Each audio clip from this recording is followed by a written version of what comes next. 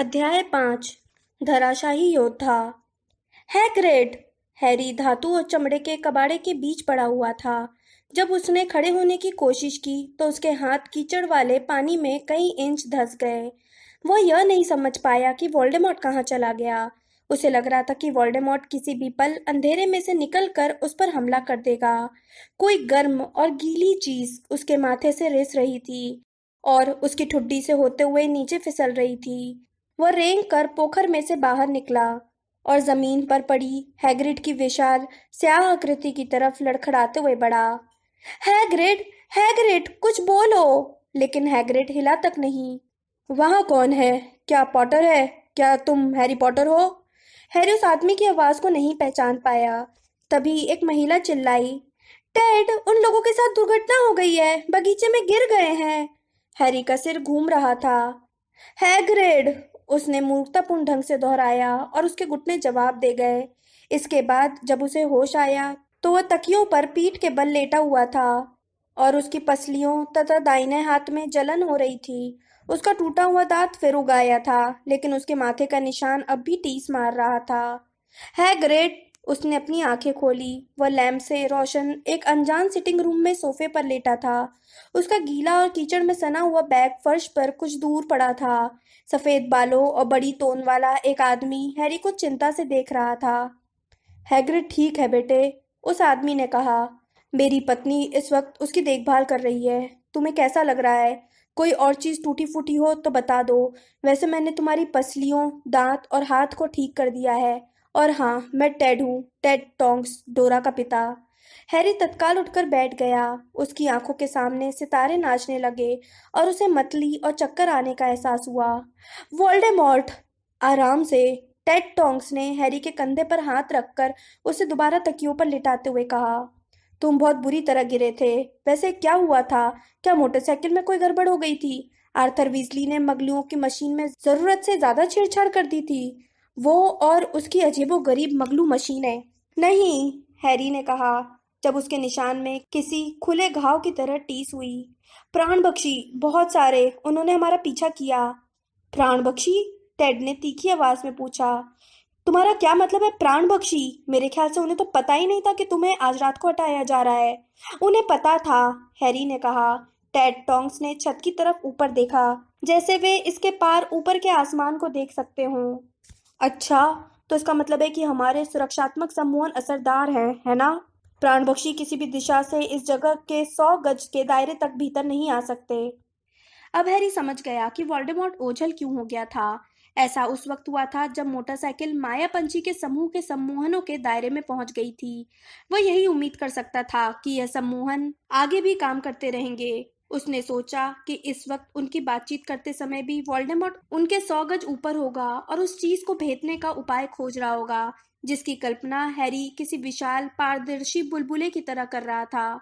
उसने अपने पैर सोफे के नीचे झुलाए। जब तक वह अपनी आंखों से हैग्रिड को नहीं देख लेगा, तब तक वह यह यकीन कैसे कर सकता है कि वह जिंदा है।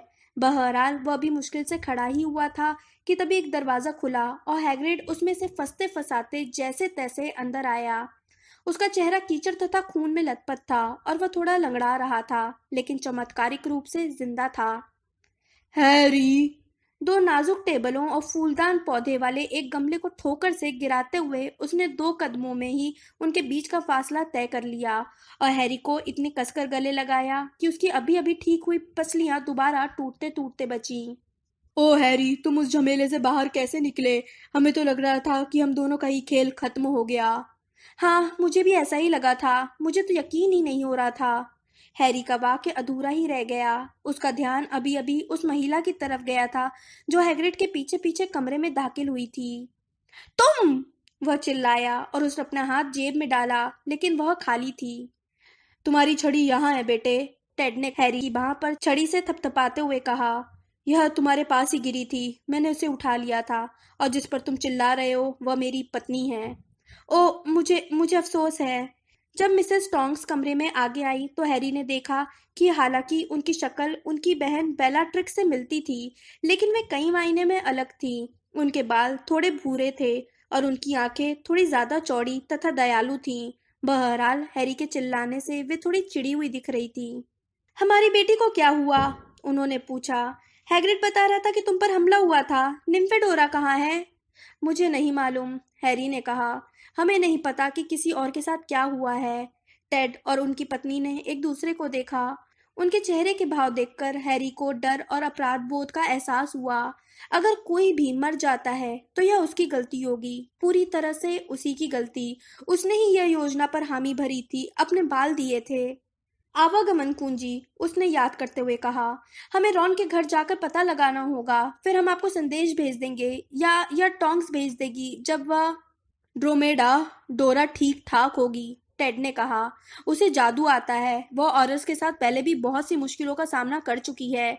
आवागमन कुंजी यहाँ है, उन्होंने हैरी से कहा। यह लगभग 30 मिनट में यहाँ से जाने वाली है, अगर तुम इससे जाना चाहो। हाँ, हम जाना चाहते हैं, हैरी ने कहा। उसने अपना बैग उठाकर कंधे पर लटका लिया। मैं उसने मिसेस टोंक्स की तरफ देखा। वह माफी मांगना चाहता था कि उसके कारण वे इतना डर गई थी। इसके लिए वह खुद को जिम्मेदार मान रहा था, लेकिन उसके दिमाग में तसल्ली देने वाले जितने भी शब्द आए वे उसे खोखले और निरर्थक लगे। मैं टोंक्स डोरा से संदेश भेजने को कह दूंगा जब वह हमारी देखभाल करने के लिए धन्यवाद, हर चीज के लिए धन्यवाद। मैं वह कमरे से बाहर निकलकर खुश हुआ और टेड टोंक्स के पीछे पीछे गलियारे में से होता हुआ बेडरूम तक पहुंच गया। हैग्रिड उनके पीछे आ रहा था। वह नीचे झुक गया ताकि उसका सिर दरवाजे की चौखट से न टकरा जाए। लो बेटे, यह रही आवागमन कुंजी। मिस्टर टोंक्स ने ड्रेसिंग टेबल पर पड़े बालों के एक छोटे सफेद ब्रश की तरफ इशारा किया। धन्यवाद, हैरी ने कहा और उस पर उंगली रखने के लिए हाथ बढ़ाया। वह चलने के लिए तैयार था।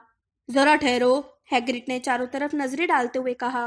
हैरी, हेडविग कहाँ है? वह मंत्र का शिकार हो गई, हैरी ने कहा।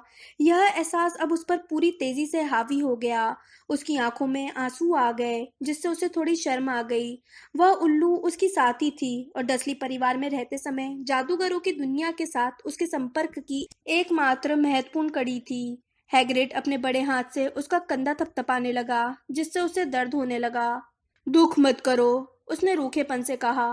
दुख मत करो, वो काफी जी चुकी थी।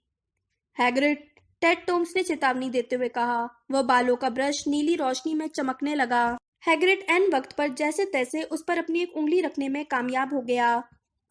हैरी को नाभि के पीछे एक झटका लगा, जैसे कोई अदृश्य हुक और रस्सी उसे आगे की तरफ खींच रहे हो।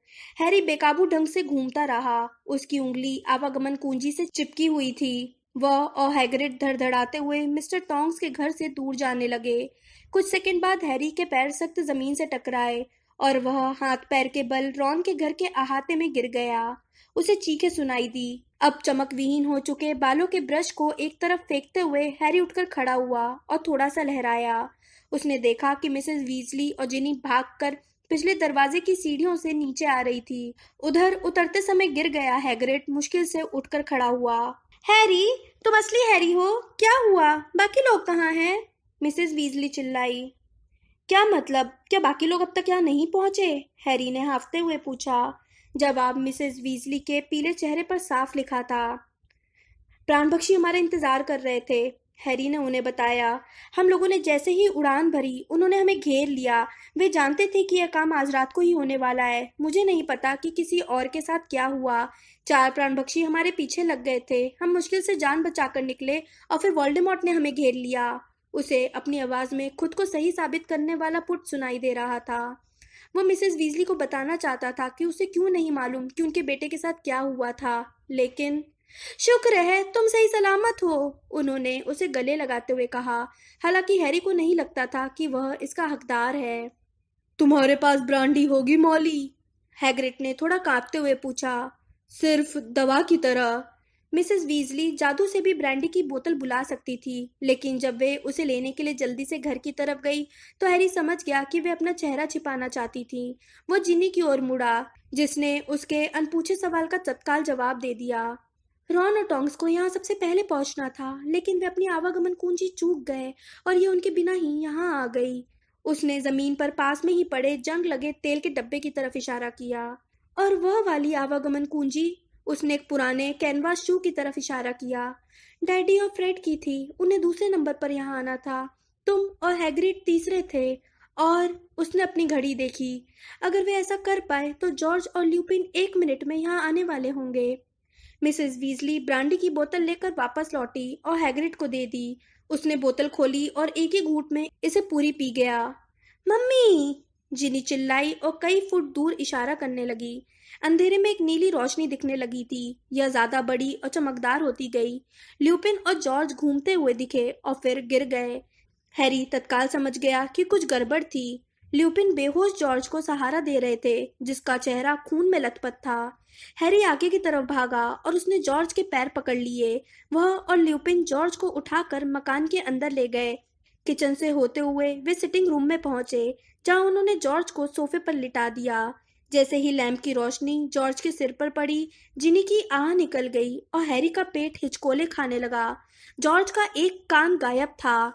उसके सिर और गर्दन पर एक तरफ का हिस्सा लाल खून में लथपथ था। जैसे ही मिसेस वीजली अपने बेटे के ऊपर झुकी, ल्यूपिन हैरी की बांह पकड़कर उसे किचन में ले गए, जहां हैग्रिड अब भी अपने भारी भरकम शरीर को पीछे वाले दरवाजे से निकालने की कोशिश कर रहा था।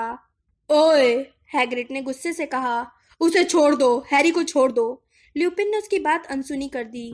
जब हैरी पॉटर हॉगवर्ट्स में पहली बार मेरे ऑफिस में आया था तो कोने में कौन सा प्राणी था? उन्होंने हैरी को थोड़ा सा हिलाते हुए पूछा। जवाब दो। टैंक में ग्रिंडोलो था, है ना? ल्यूपिन ने हैरी को छोड़ दिया और किचन की अलमारी से टिककर खड़े हो गए। हैग्रिड गर्जा, यह क्यों किया? हैरी, मुझे अफसोस है, लेकिन मुझे जांच करनी थी, ल्यूपिन ने सपाट अंदाज में कहा।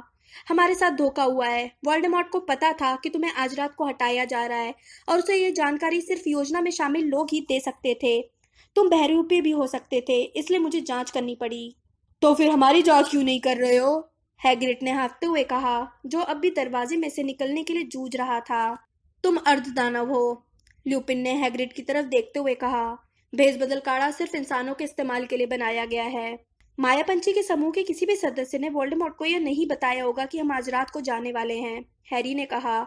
उसके लिए तो यह सोचना भी भयंकर था। वो उनमें से किसी पर भी शक नहीं कर सकता था।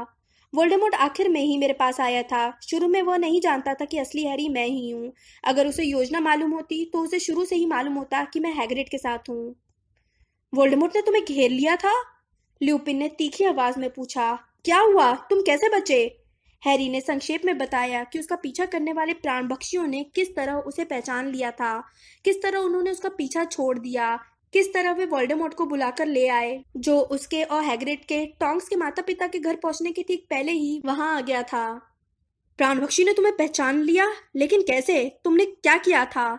मैंने हैरी ने याद करने की कोशिश की। पूरी यात्रा दहशत और दुविधा में बवंडर जैसी लग रही थी। मैंने स्टैंशन पाइक को देखा था। आपको याद है वो लड़का जो नाइट बस में कंडक्टर था? मैंने उसे स्तब्ध करने के बजाय निरस्त करने की कोशिश की। देखिए, वह नहीं जानता था कि वो क्या कर रहा है। वह जरूर सम्मोहन शाप के अधीन काम कर रहा होगा। ल्यूपिन सदमे में दिखने लगे। हैरी, निरस्त करने का वक्त निकल चुका है। वे लोग तुम्हें पकड़ने और मारने की कोशिश कर रहे थे। अगर मारते नहीं तो कम से कम स्तब्ध तो कर सकते थे। हम जमीन से सैकड़ों फुट ऊपर थे। स्टैन अपने होशो हवास में नहीं था। अगर मैं उसे स्तब्ध कर देता तो वो जमीन पर गिरकर मर जाता। यानी स्तब्ध करने और मृत्युदंड शाप देने में कोई फर्क नहीं था। निरस्त्रीकरण मंत्र ने 2 साल पहले मुझे वोल्डेमॉर्ट से बचाया था, हैरी ने आवेश में कहा। ल्यूपिन को देखकर उसे मेहनत कश के जकारियस स्मिथ का ताना याद आ रहा था, जिसने हैरी की हंसी उड़ाई थी, क्योंकि वह डंबलडोर की सेना को निरस्त्र करना सिखा रहा था। हाँ हैरी, ल्यूपिन ने दुखभरे संयम से कहा, और बहुत से प्राणभक्षियों ने इसे होते देखा था। देखो, मौत के मुंह में निरस्त्रीकरण मंत्र का प्रयोग करना बहुत असामान्य काम था।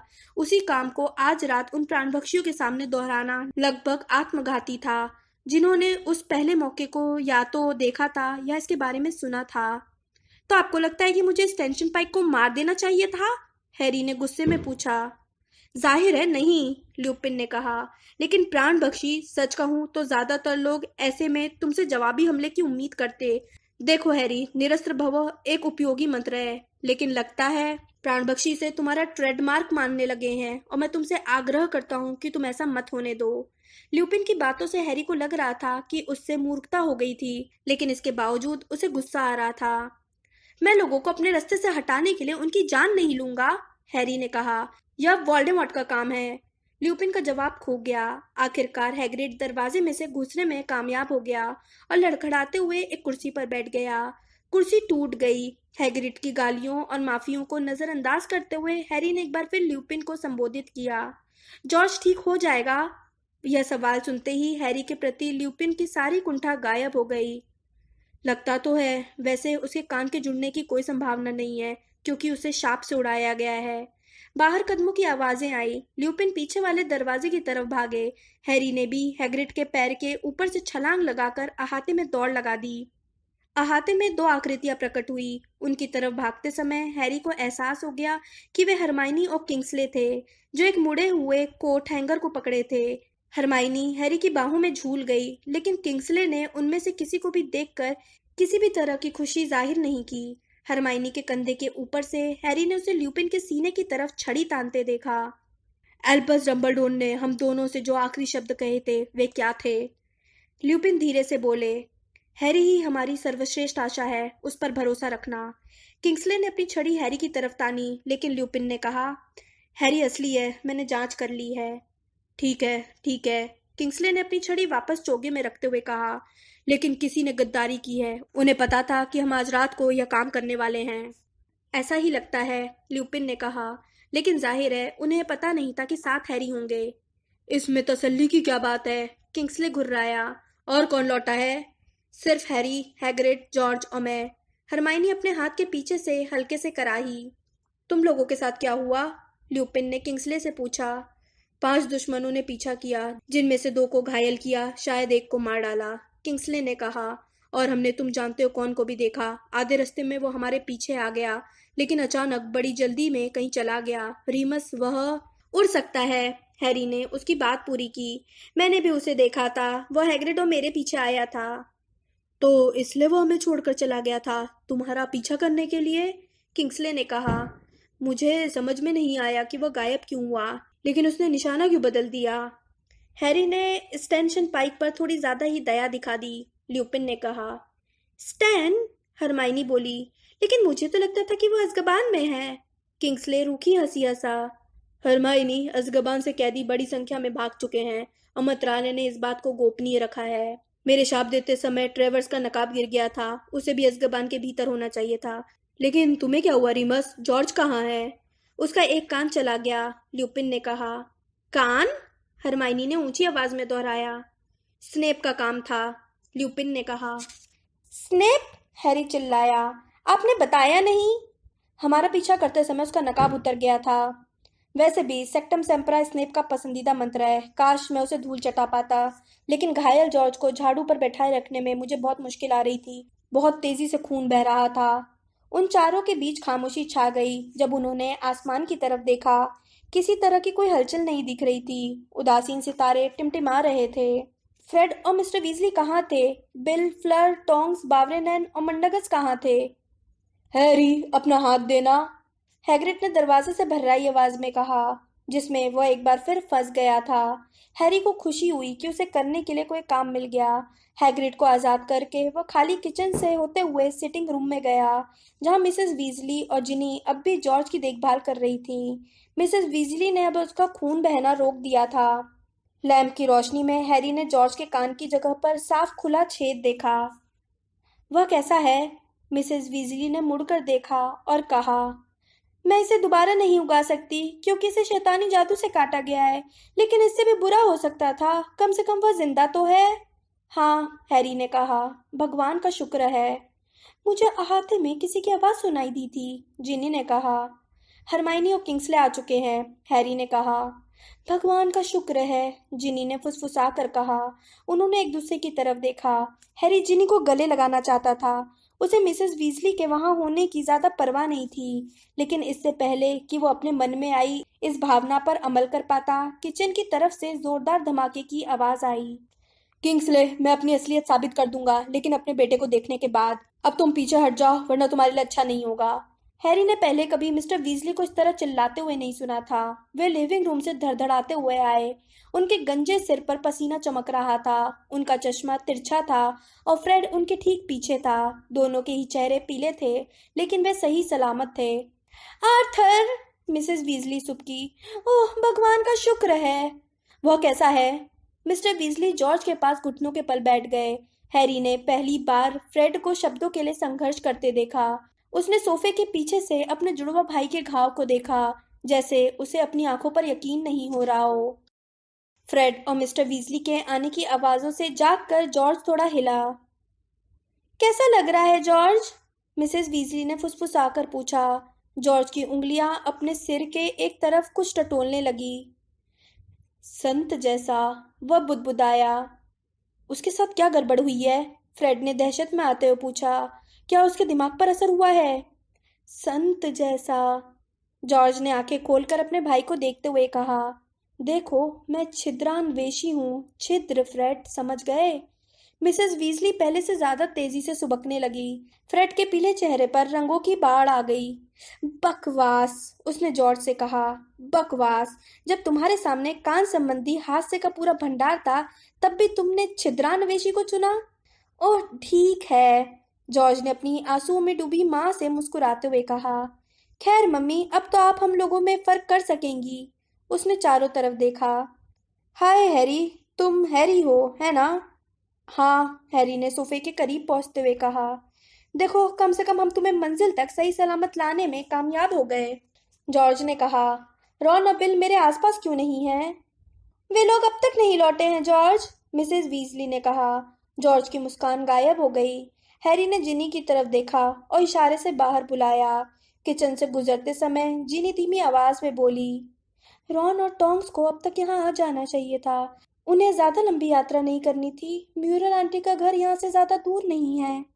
हैरी कुछ नहीं बोला। रॉन के घर पहुंचने के बाद से वह डर को खुद से दूर रखने की कोशिश कर रहा था, लेकिन अब यह उस पर हावी हो गया। उसकी चमड़ी पर रेंगने लगा, उसके सीने में धड़कने लगा, उसके गले को जकड़ने लगा। जब हैरी जिनी के साथ अंधेरे में डूबे अहाते की सीढ़ियां उतरने लगी, तो जिनी ने उसका हाथ पकड़ लिया। किंग्सले इधर से उधर चहलकदमी कर रहा था और मुड़ते समय हर बार आसमान की तरफ देख रहा था। हैरी को लिविंग रूम में वर्नॉन अंकल की चहलकदमी की याद आ गई, जो अब जैसे 10 लाख साल पहले की बात लग रही थी। हैग्रिड, हर्माइनी और ल्यूपिन खामोशी में इधर उधर देख रहे थे। जब उनकी खामोश टोह में हैरी और जिनी शामिल हो गए, तो उनमें से किसी ने भी मुड़कर नहीं देखा। मिनट खिंच कर जैसे बरसों जैसे लंबे हो गए हों। हवा की हल्की सी सरसराहट सुनकर भी वे सभी उछल पड़ते थे और सरसराती झाड़ी या पेड़ की तरफ इस उम्मीद में मुड़ जाते थे कि शायद माया पंछियों के समूह के कोई सदस्य उसकी पत्तियों के बीच से कूद कर प्रकट हो सकता है। और फिर उन्हें ऊपर एक झाड़ू दिखी जो जमीन की तरफ आने लगी। वही है, हरमाइनी चीखी। टोंक्स जमीन पर आने के बाद थोड़ी दूर तक फिसली, जिससे हर तरफ धूल और कंकड़ उड़ने लगा। रीमस, टोंक्स चिल्लाई जब वह झाड़ू से सीधे ल्यूपिन की बाहों में कूदी। ल्यूपिन का चेहरा सख्त और सफेद था। ऐसा लग रहा था जैसे उनकी बोलती बंद हो गई हो। रॉन हैरी और हरमाइनी की तरफ अंधों की तरह चलने लगा। तुम ठीक हो? वह बुदबुदाया जब हरमाइनी ने उस पर छलांग लगा दी और उसे कसकर गले लगा लिया। मुझे लगा था, मुझे लगा था। मैं ठीक हूँ, रॉन ने उसकी पीठ थपथपाते हुए कहा। मैं ठीक हूँ। रॉन ने बहुत बढ़िया काम किया, टोंक्स ने ल्यूपिन को छोड़ते हुए उत्साह से कहा। अद्भुत, उसने एक प्राण पक्षी को स्तब्ध कर दिया, सीधे सिर पर मंत्र मारा। झाड़ू पर उड़ने वाले आदमी पर निशाना लगाना बहुत बड़ी बात है। तुमने ऐसा कर दिया? हरमाइनी ने कहा। वह रॉन के गले में बाहें डालकर उसे निहार रही थी। हमेशा हैरानी का अंदाज रहता है, रॉन ने थोड़ा चिढ़कर कहा और खुद को आजाद कर लिया। क्या हम सबसे आखिर में आए हैं? नहीं, जिनी ने कहा। हम लोग अभी बिल, फ्लर, बावरिनर और मंडगस का इंतजार कर रहे हैं। रॉन, मैं मम्मी डैडी को बता कर आती हूँ कि तुम सही सलामत आ गए हो। वह भागकर अंदर चली गई। तुम कहाँ रह गई थी? क्या हुआ था? ल्यूपिन टोंग्स पर लगभग गुस्सा होते हुए बोले। बेलाट्रिक्स, टोंग्स बोली। रिमस, वो मुझे भी मारने के लिए उतनी ही बेताब थी जितनी कि हैरी को। उसने मुझे मारने की बहुत कोशिश की। काश मैं उसे खत्म कर पाती। मेरे मन में उसे मारने की हसरत थी, लेकिन हमने निश्चित रूप से रोडोल्फ को घायल कर दिया। फिर हम रॉन की म्यूरल आंटी के घर पहुंच गए। हमारी आवागमन कुंजी छूट गई और उन्होंने बड़बड़ करके हमें देर करा दी। ल्यूपिन के जबड़े की एक मांसपेशी फड़क रही थी। उन्होंने सिर हिलाया, लेकिन कुछ कहा नहीं। तुम लोगों के साथ क्या हुआ? टोंक्स ने हैरी, हर्माइनी और किंग्सले की ओर मुड़ते हुए पूछा। उन्होंने अपनी यात्राओं का हाल सुनाया, लेकिन पूरे समय बिल, फ्लर, बावरेनैन और मंडगस की अनुपस्थिति कोहरे की तरह हावी रही। इसकी बर्फीली चुभन इतनी पैनी थी कि इसे नजरअंदाज नहीं किया जा सकता था। मुझे डाउनिंग स्ट्रीट लौटना होगा। मुझे 1 घंटे पहले ही प्रधानमंत्री के पास पहुंच जाना चाहिए था। किंग्सले ने आसमान में आखिरी बार नजर डालते हुए कहा। उन लोगों के लौटने पर मुझे खबर कर देना। ल्यूपिन ने सिर हिलाया। बाकियों की तरफ हाथ हिलाकर किंग्सले अंधेरे में गेट की तरफ चल दिए। जब किंग्सले रॉन के घर की सीमा के बाहर निकलकर अंतर्ध्यान हुआ तो हैरी को खट की हल्की सी आवाज सुनाई दी। मिस्टर और मिसेस वीजली पीछे की सीढ़ियों से दौड़ते हुए नीचे आए, जिन्हें उनके पीछे थी। मिस्टर और मिसेस वीजली ने रॉन को गले लगाया और फिर ल्यूपिन तथा टोंक्स की ओर मुड़े। हमारे बेटों को सही सलामत लाने के लिए धन्यवाद, मिसेस वीजली बोली। टोंक्स ने तत्काल जवाब दिया। बेवकूफों जैसी बात मत करो मॉली। जॉर्ज कैसा है? ल्यूपिन ने पूछा। उसे क्या हुआ है? रॉन ने पूछा। उसका। लेकिन मिसेस वीजली का वाक्य शोर में गुम हो गया। एक थेस्ट्रॉल उनसे कुछ फुट दूर उतर गया था। बिल और फ्लर इसकी पीठ से फिसले। उनके बाल बिखरे हुए थे, लेकिन वे घायल नहीं थे। बिल, भगवान का शुक्र है, भगवान का शुक्र है। मिसेस वीजली आगे की तरफ भागी, लेकिन बिल ने उन्हें बस जरा सा गले लगाया। फिर अपने पिता की ओर सीधे देखते हुए बोला, बावरेनैन मारे गए। कोई कुछ नहीं बोला, कोई हिला तक नहीं। हैरी को महसूस हुआ कि उसके भीतर कोई चीज गिर रही थी, जमीन के नीचे जा रही थी, उसे हमेशा के लिए छोड़कर जा रही थी। हमने होते देखा था, बिल ने कहा। फ्लर ने सिर हिलाया। किचन की खिड़की से आती रोशनी में उसके गालों पर आंसुओं के निशान साफ दिख रहे थे। जब हम घेरा तोड़कर बाहर निकले तो इसके ठीक बाद ही यह हुआ था। बावरेनैन और मंडगस हमारे करीब थे। हम भी उत्तर दिशा में जा रहे थे। वोल्डेमॉर्ट उड़ सकता है। वह सीधे उनकी तरफ लपका। मंडगस दहशत में आ गया। मैंने उसकी चीख सुनी। बावरेनैन ने उसे रोकने की कोशिश की, लेकिन वह अंतर्ध्यान हो गया। वोल्डेमॉर्ट का शाप सीधे बावरेनैन के चेहरे पर पड़ गया। वे अपनी झाड़ू पर से पीछे की तरफ गिर गए और हम कुछ भी नहीं कर सकते थे, कुछ भी नहीं। आधा दर्जन प्राणपक्षी हमारे पीछे पड़े थे। बिल की आवाज टूट गई। जाहिर है तुम लोग कुछ नहीं कर सकते थे, ल्यूपिन ने कहा। वे सभी एक दूसरे की तरफ देखते हुए खड़े रहे। हैरी को यह बात पूरी तरह समझ में नहीं आई। बावरेनैन मर गए? यह नहीं हो सकता। बावरेनैन इतने सख्त जान, इतने बहादुर, इतने कुशल योद्धा। हालांकि किसी ने यह कहा नहीं, लेकिन आखिरकार हर एक को समझ में आ गया कि अब अहाते में इंतजार करने का कोई मतलब नहीं है। खामोशी से वे मिस्टर और मिसेस वीजली के पीछे पीछे घर की तरफ चल दिए। वे लिविंग रूम में पहुंचे, जहां फ्रेड और जॉर्ज हंस रहे थे। दाखिल होते समय उनके चेहरे देखकर फ्रेड ने पूछा, क्या गड़बड़ हो गई? क्या हुआ? कौन? बावरेनैन, मिस्टर वीजली ने कहा। मर गए। जुड़वा भाइयों की मुस्कान सदमे भरी खिसियाहट में बदल गई। किसी को भी पता नहीं था कि क्या करना है। टोंक्स खामोशी से रुमाल में मुंह छिपा कर रो रही थी। हैरी जानता था वह बावरेनैन के करीब थी। जादू मंत्रालय में उनकी प्रिय शिष्या। हैग्रिड एक कोने में फर्श पर बैठा था, जहां उसके पास पर्याप्त जगह थी। वह टेबल क्लॉथ जितने बड़े रुमाल से अपनी आंखें पोंछ रहा था। बिल ने साइड बोर्ड तक जाकर फायर विस्की की बोतल और कुछ गिलास निकाले। यह लो। उसने अपनी छड़ी लहराकर 12 भरे गिलास कमरे में हर एक की तरफ उड़ाकर भेजे। फिर 13वें गिलास को खुद उठाकर कहा, बावरेनैन के नाम। बावरेनैन, उन सभी ने कहा और पी गए। बावरेनैन, हैग्रिड ने हिचकी लेते हुए कहा। फायर विस्की से हैरी का गला जलने लगा। इसकी जलन से वह होश में आ गया और अवास्तविकता का सुन एहसास दूर हो गया। उसके भीतर साहस जैसी कोई चीज आग की तरह सुलगने लगी। तो मंडगस भाग खड़ा हुआ, ल्यूपिन ने कहा, जिन्होंने अपना ग्लास एक ही सांस में खत्म कर दिया था। माहौल तत्काल बदल गया। हर कोई तनाव भरे अंदाज में ल्यूपिन को देख रहा था। हैरी को लगा कि सभी उनकी बात सुनना तो चाहते थे, लेकिन साथ ही थोड़े डरे हुए भी थे कि वे जाने क्या कहेंगे। मैं जानता हूँ तुम क्या सोच रहे हो, बिल ने कहा। और यहाँ आते समय पूरे रास्ते मैं भी यही बात सोच रहा था। वे हमारी घात में बैठे थे, है ना? लेकिन मंडगस हमें धोखा नहीं दे सकता था। प्राणभक्षियों को यह मालूम नहीं था कि साथ हैरी होंगे। इससे वे दुविधा में पड़ गए थे। और मैं आपको याद दिला दूं कि मंडगस ने ही साथ हैरी वाला सुझाव दिया था। उसने उन्हें यह महत्वपूर्ण बात क्यों नहीं बताई? मुझे लगता है बात सिर्फ यह थी कि मंडगस दहशत में आ गया था। वह तो इसमें शामिल भी नहीं होना चाहता था, लेकिन बावरेन ने उसे मजबूर किया था। और तुम जानते हो कौन सबसे पहले उन्हीं पर लपका था। इससे कोई भी दहशत में आ जाता। तुम जानते हो कौन ने ठीक वही किया जिसकी बावरेन को उम्मीद थी, टोंक्स ने कहा। बावरेन ने कहा था कि तुम जानते हो कौन को असली हैरी के सबसे अनुभवी, सबसे कुशल ऑरर्स के साथ होने की उम्मीद होगी। उसने सबसे पहले बावरेन का पीछा किया, और जब मंडगस ने भांडा फोड़ दिया तो वो किंग्सले की तरफ लपका। हाँ, ये बहुत अच्छा हुआ, फ्लर ने कहा। लेकिन इससे यह पता नहीं चलता कि उन्हें कैसे मालूम था कि हम आज रात ही हैरी को हटाने वाले हैं, है ना? किसी न किसी से तो लापरवाही हुई है। किसी के मुंह से बाहरी व्यक्ति के सामने तारीख निकल गई होगी। इस तरह उन्हें तारीख तो पता चल गई, लेकिन पूरी योजना नहीं पता चल पाई। उसने उन सभी को गुस्से से घूरा। उसके सुंदर चेहरे पर अब भी आंसुओं के निशान नजर आ रहे थे। वह इस मुद्रा में थी कि कोई उसकी बात काट कर तो देखे। किसी ने भी ऐसा नहीं किया। खामोशी को तोड़ने वाली इकलौती आवाज हैग्रिड की थी, जो अपने रुमाल के पीछे हिचकियां ले रहा था। हैरी ने हैग्रिड की तरफ देखा, जिसने हैरी की जान बचाने के लिए अभी अभी अपनी जान जोखिम में डाली थी। हैग्रिड, जिससे वह प्यार करता था, जिस पर वह भरोसा करता था, जिसे वोल्डेमॉर्ट ने एक बार चकमा देकर ड्रैगन के अंडे के बदले में उससे महत्वपूर्ण जानकारी निकलवा ली थी। नहीं, हैरी ने जोर से कहा, और सभी उसे हैरानी से देखने लगे।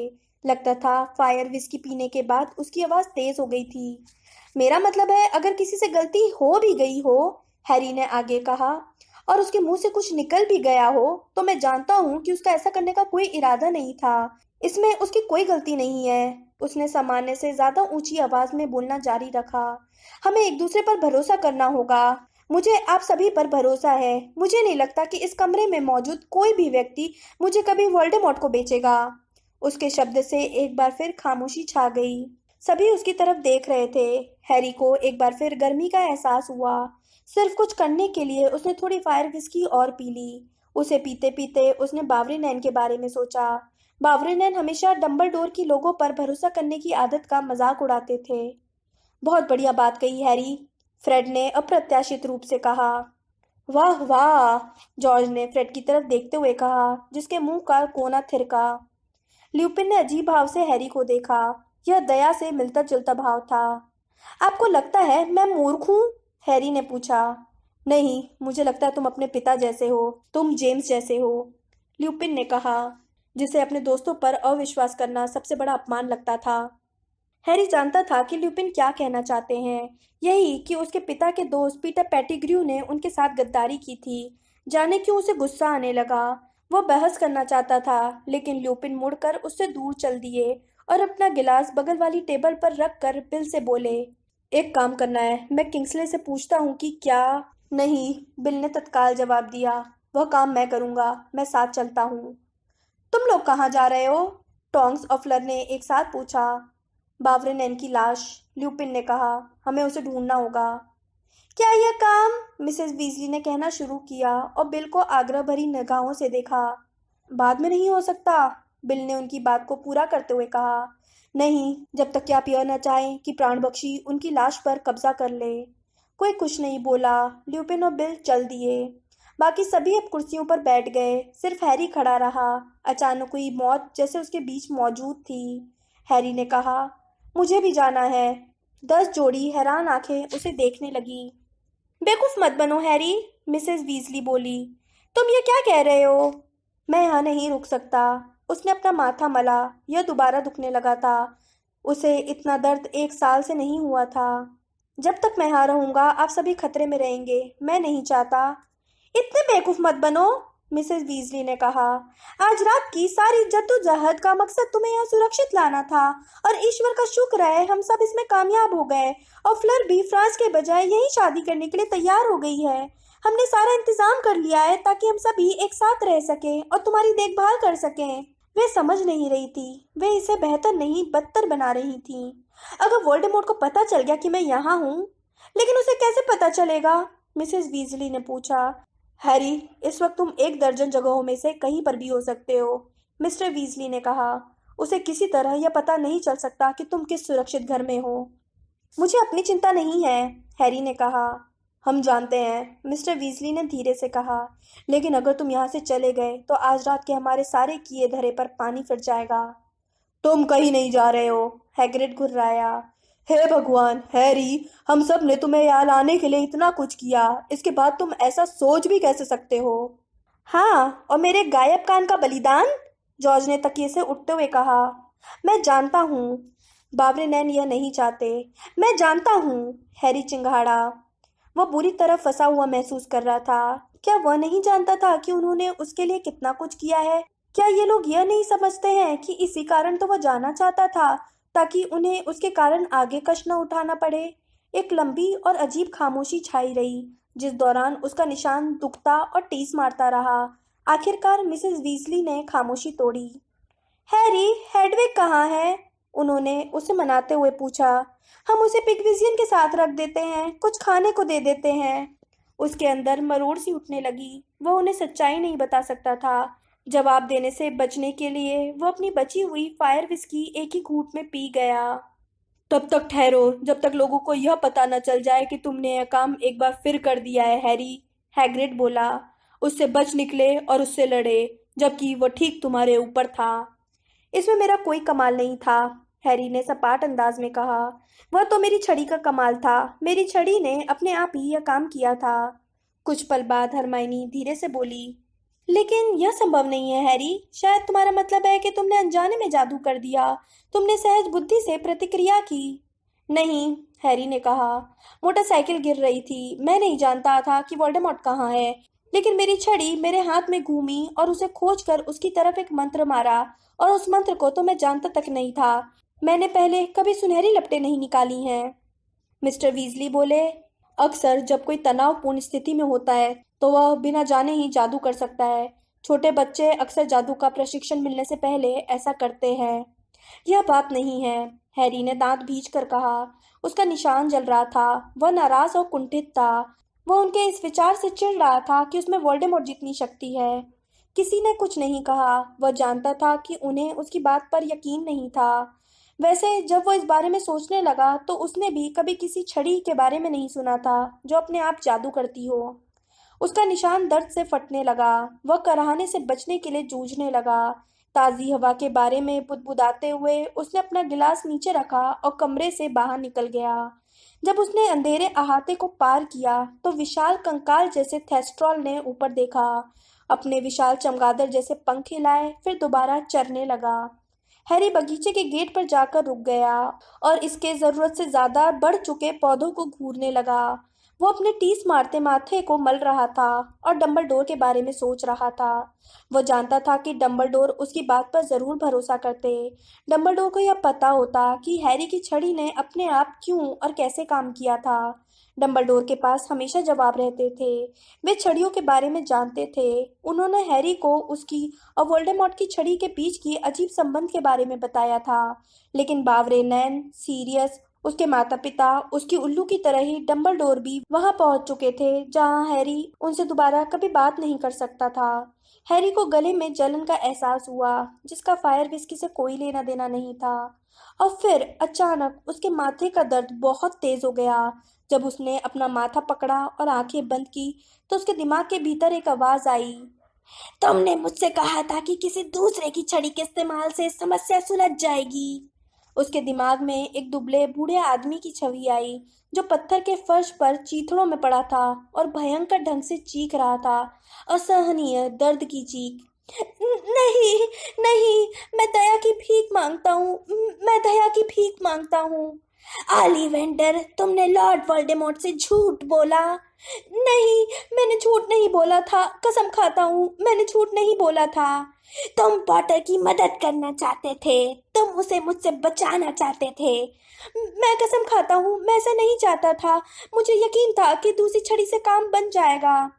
तो बताओ क्या हुआ? ल्यूसियस की छड़ी टूट क्यों गई? मुझे मुझे कुछ समझ में नहीं आ रहा है। संबंध सिर्फ आप दोनों की छड़ियों के बीच है। झूठ! मेहरबानी करें, रहम करें। हैरी ने सफेद हाथ को छड़ी उठाते देखा और वोल्डेमॉर्ट के गुस्से के तूफान को महसूस किया। उसने कमजोर बूढ़े आदमी को फर्श पर तड़पते हुए देखा। हैरी, यह जितनी जल्दी शुरू हुआ था उतनी ही जल्दी खत्म हो गया।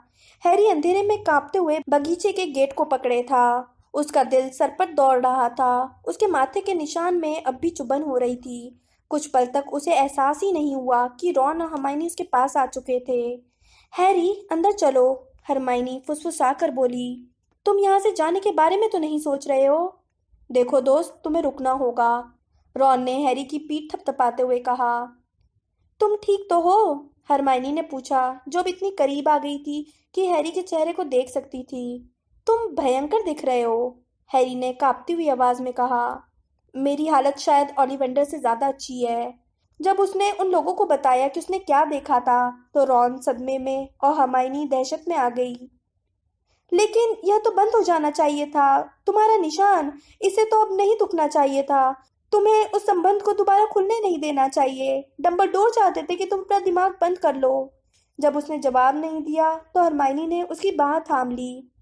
हैरी, वह मंत्रालय, अखबारों और आधी जादूगर दुनिया पर कब्जा जमा रहा है। उसे अपने दिमाग पर कब्जा मत जमाने दो।